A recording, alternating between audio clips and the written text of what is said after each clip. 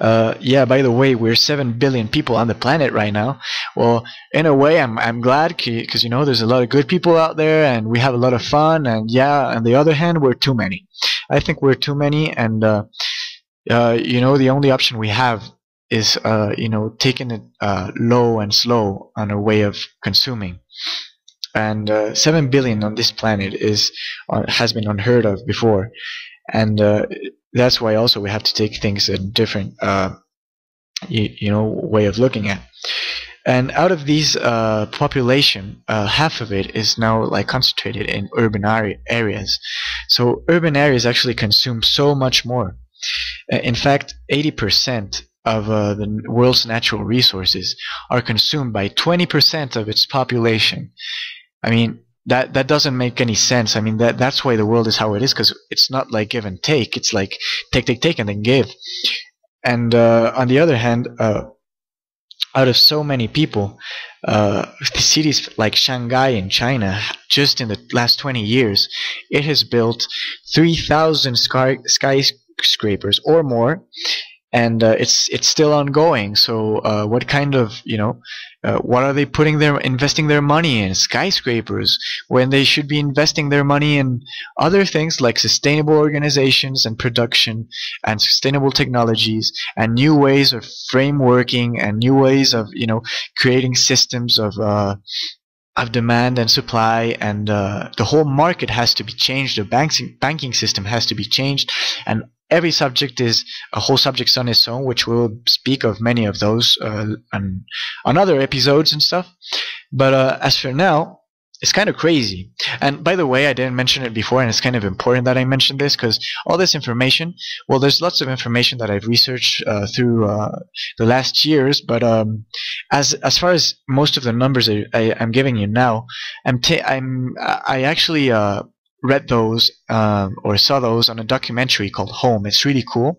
It's awesome documentary. It has really incredible video footage, and since I found it really well done and with really good facts and information, and besides it's I liked watching it, so I actually wrote down many of the statistics and information that it offered, and I'm telling it to you now because it's kind of reliable in this sense, and it's kind of recent. So the fact is that it's recent, so we can take it as a present day, journal.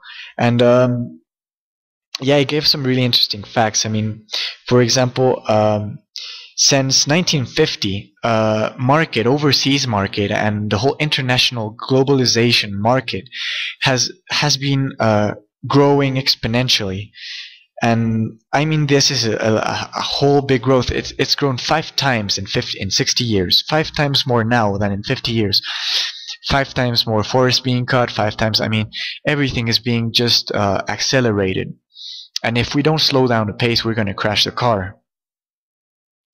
It doesn't have to be this way though, because there are some organizations out there making an effort to conserve and protect the environment.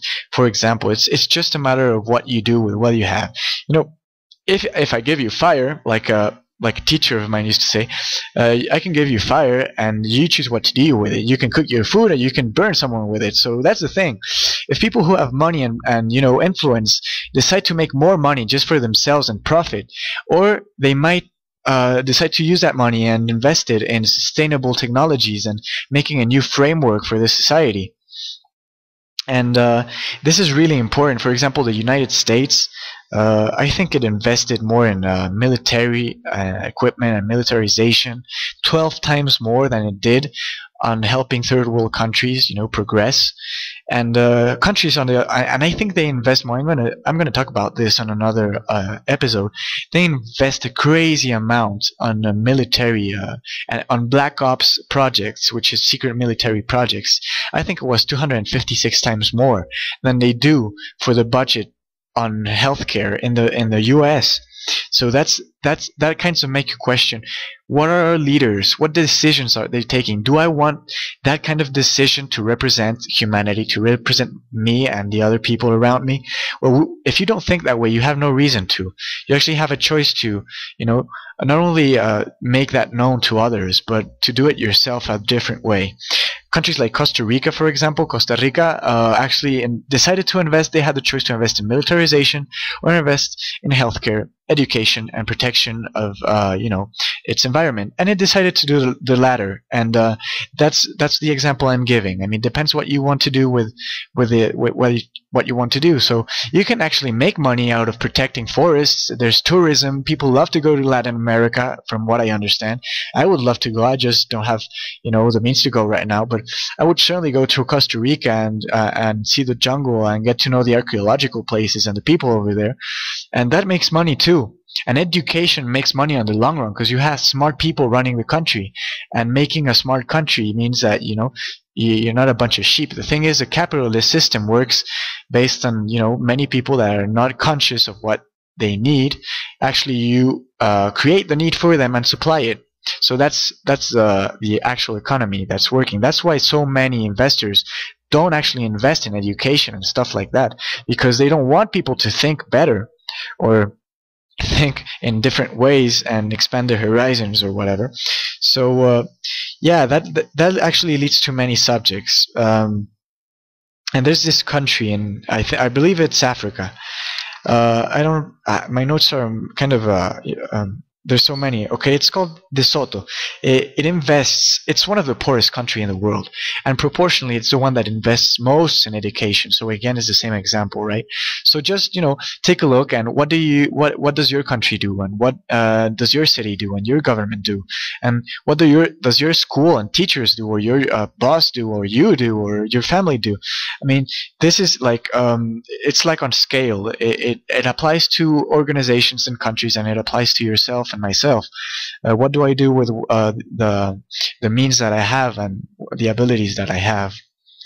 And again, it doesn't mean not having fun. It just means doing things that are fun and not destructive. Yeah, so for example, in Australia, I'm reading here that half of Australia's farmland has been permanently damaged. Half of it.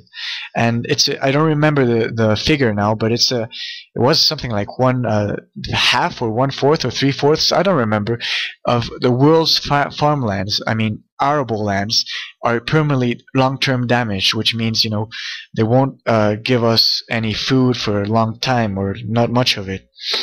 And it's like kind of a sickness. If you don't treat a sickness in time, it just kind of spreads. And we need really to start treating it, because the earth is a living organism, just like your organs operate your own body. So you have to take that into account. And by the way, I'm not taking at all into account the ethical aspects of it, the human and emotional and intellectual aspects of it, because there's a lot to that. I mean, what makes us Homo sapiens sapiens is that we can think and discern, and we are empathic, I think they say, and we actually can understand what others are feeling and what their situation is like. And we're not doing that at the moment. We're really not. And we call ourselves the most advanced living thing on earth, and we're not even applying our technologies to it. We're not even applying our intellects to it. We're just applying them to survive like every other animal. So I think I don't regard myself as a really evolved being. I mean, as long as humanity lives this way, it's not so.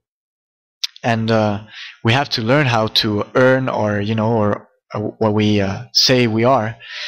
And that involves, treating the earth right, and treating other people right, and other countries right, and many other things.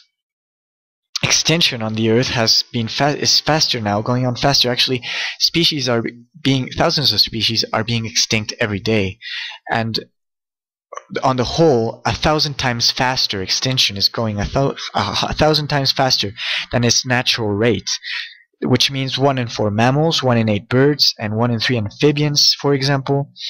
And in the last 15 years, the highest temperatures have been recorded. I think now that would apply for the last 17 years probably. And this again is no mistake or no natural cycle. It is a natural cycle that should be happening a long time from now, and right now we're doing it. And remember, it's not about 10 or 12 degrees more or 6 degrees more in the atmosphere. It's actually about such a small amount that would trigger like a time bomb or a domino effect. It would trigger the whole thing to go bizarre, and that's what we don't want. Um, So there's lots of information. I hope this is useful to you, because it certainly was for me. I've actually changed my lifestyle a bit in the last few years. It's not about blaming anyone, by the way. Myself, I've been living in a certain way, which was a way my parents lived, my family lived, my society lived, and which is you have to work in order to live, and try to be smart and try to know the world. But that's as far as you go.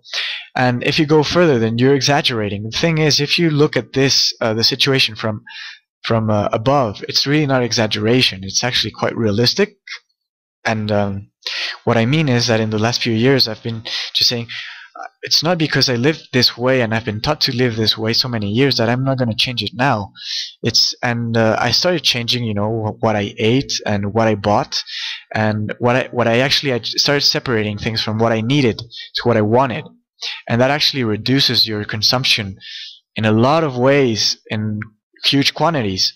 So as far as turning off lights that you don't need, and not using as much water as you don't need, and not buying so many clothes that I don't need, and so many things. I don't need a new cell phone every year. I mean, some people just place too much importance in this. I mean, sure, I like a camera and my phone to take pictures and of good moments or whatever, interesting things, but that's about it. I mean, there's cheap phones and they can last a long time. Same goes for the computer. I mean, I do like having a computer to do this and to research and to communicate with others and just have a fun time, and listen to music. That's cool too, but I just need one computer and a certain amount of things and a certain amount of clothes, and I don't need to eat so much garbage and buy so much music and buy so much cinema and so much advertising. There's so much advertising that we don't even know why we do it. We're just used to watching this on TV, and you like it and you go and get it, or if you can't, you just wait and get something that you can get. But we've just forgotten how to live more simply. And if you think about it, many people just have so much, and they may not have someone who really understands them or cares about them, or they might not be happy people on this planet, and yet they have all these things. So happiness doesn't necessarily come from material things. Certainly, material balance can provide the right situation to produce happiness, but happiness is not produced through there. Happiness is more produced through a personal satisfying, and being happy with what you have and what you are, and everything. So part of doing that is placing the value out of material things into other things. And we all do that. We all like to be loved or understood, or sometimes we place negative value on things. We say this is a blank blank blank, and this is BS, and this is whatever, and that's just as valid. I mean, the thing is, focus on something that's gonna actually make things easier for all of us and not harder. Yeah.